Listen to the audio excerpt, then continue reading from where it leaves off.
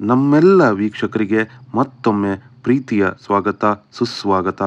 ಮುಂಬೈ ವಿರುದ್ಧ ಭರ್ಜರಿ ಜಯ ಗಳಿಸಿದ ಆರ್ ಸಿ ಬಿ ಅವರು ಇವತ್ತು ನಡೀತಾ ಇರುವಂಥ ವುಮನ್ ಪ್ರೀಮಿಯರ್ ಲೀಗ್ ಪಂದ್ಯದಲ್ಲಿ ಮುಂಬೈ ವಿರುದ್ಧ ಭರ್ಜರಿ ಜಯವನ್ನು ಗಳಿಸುವ ಮೂಲಕ ಆ್ಯಕ್ಚುಲಿ ಅವರ ಒಂದು ಸೆಮಿಫೈನಲ್ ಹಾದಿಯನ್ನು ಸುಗಮ ಮಾಡಿಕೊಂಡಿದ್ದಾರೆ ಅಂತ ಅಂದ್ಕೊಳ್ತೀನಿ. ಯಾಕೆಂದರೆ ಆರ್ ಸಿ ಬಿ ಅವರು 3ನೇ ಸ್ಥಾನದಲ್ಲಿ ಇದ್ದರು. ಆರ್ ಸಿ ಬಿ ಮತ್ತು ಯು ಪಿ ವಾರಿಯರ್ಸ್ ಇಬ್ಬರೂ ಕೂಡ 6 ಅಂಕಗಳೊಂದಿಗೆ ಸಮನಾಗಿದ್ದರು. ಈ ಗೆಲುವಿನೊಂದಿಗೆ ಆರ್ ಸಿ ಬಿ ಈಗ 8 ಅಂಕಗಳನ್ನು ಪಡೆದು 3ನೇ ಸ್ಥಾನದಲ್ಲಿದೆ.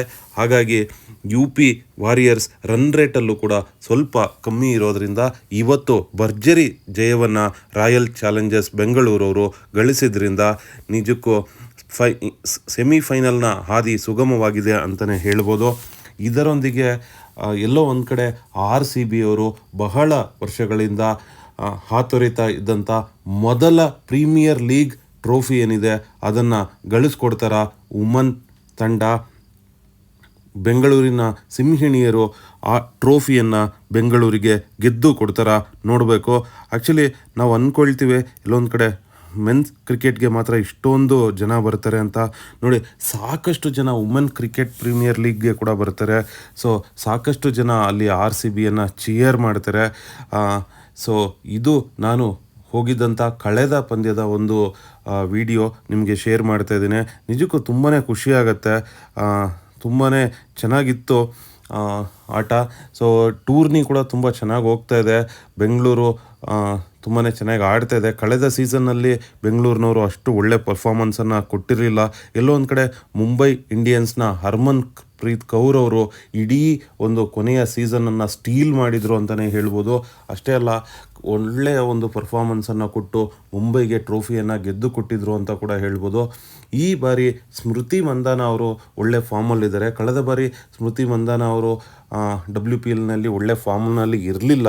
ಅವರು ತುಂಬ ಕಾಸ್ಟ್ಲಿ ಬೈ ಕೂಡ ಆರ್ ಸಿ ಬಿಗೆ. ಆದರೂ ಕೂಡ ಅವರು ಅಂಥ ಒಳ್ಳೆ ಫಾರ್ಮ್ನಲ್ಲಿ ಕಳೆದ ಬಾರಿ ಇರಲಿಲ್ಲ.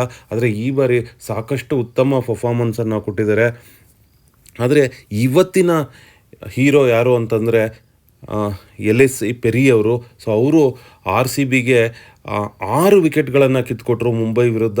ಕೇವಲ 15 ರನ್ಗಳನ್ನು ಕೊಟ್ಟು 6 ವಿಕೆಟ್ಗಳನ್ನು ಕಿತ್ತು ಕೊಟ್ಟಿದ್ದಾರೆ ಆರ್ ಸಿ ಬಿಗೆ. ಅವರು 4 ಓವರ್ಗಳನ್ನು ಬೌಲ್ ಮಾಡಿ ಸೂಪರ್ಬ್ ಆದಂಥ ಒಂದು ಬೌಲಿಂಗ್ ಪ್ರದರ್ಶನವನ್ನು ನೀಡಿದ್ರು. ಅಷ್ಟೇ ಅಲ್ಲ, ಬ್ಯಾಟಿಂಗ್ನಲ್ಲೂ ಕೂಡ ಹೈಯೆಸ್ಟ್ ರನ್ ಯಾರು ಅಂತ ಕೇಳಿದ್ರೆ ಅದು ಪೆರಿ ಅವರೇ.